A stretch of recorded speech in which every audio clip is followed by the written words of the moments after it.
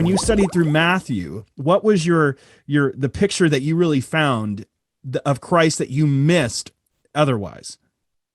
Well, Matthew is, and again, if you look at his background and who he is, it all makes sense. Okay. Matthew is a Jew who had become a tax collector. And what does that mean? That means he gets kicked out of the synagogue, right?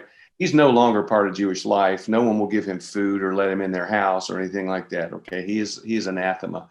And so what is Matthew interested in? Matthew's interested in all these people that are getting kicked out of the synagogue. He's writing to a group of Christian Jews, and their life situation is they're being excluded from Judaism. And which is huge. Oh, well, so huge. It's the whole social life. It's the center of everything. So then what would you expect the major theme from someone who's writing? His major theme is, hey, you're not excluded. You're part of a kingdom. That's Matthew's major theme. You're part of a kingdom. And Jesus is the king. So when you take the life situation of his first readers, it begins to make sense that he's writing to people who are like him, who've been kicked out of the synagogue he got kicked out of the synagogue for being a tax collector, but they're being kicked out of Jewish life for following Jesus.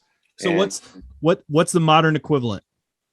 What do we learn from that? I mean, we can feel the social dimensions, but today you're going to say that people are being kicked out of church for following Jesus? Well, let's hope not.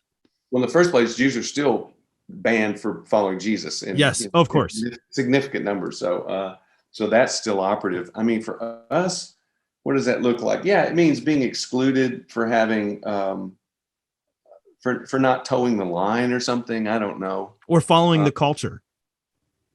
Yeah. And yeah. I don't know. I've never thought, I had to think about that.